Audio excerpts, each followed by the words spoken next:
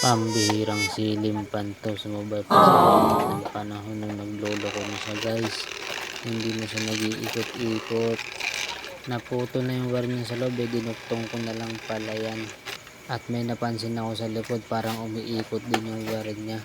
Buti na lang guys, masinop ako sa gamit, meron pa ako naitabi.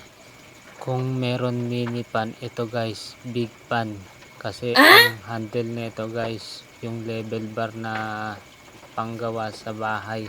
O diba guys, ang lupit talaga ng Sirani ko nyo guys. Kung ano ang naisip, basta lang gumana lang siya, okay na sa akin yan guys. Nilagyan ko nga po pala ng langis yan, gawa ng masikip na. Sana mapaikot natin ng mabilis guys. Okay guys, success.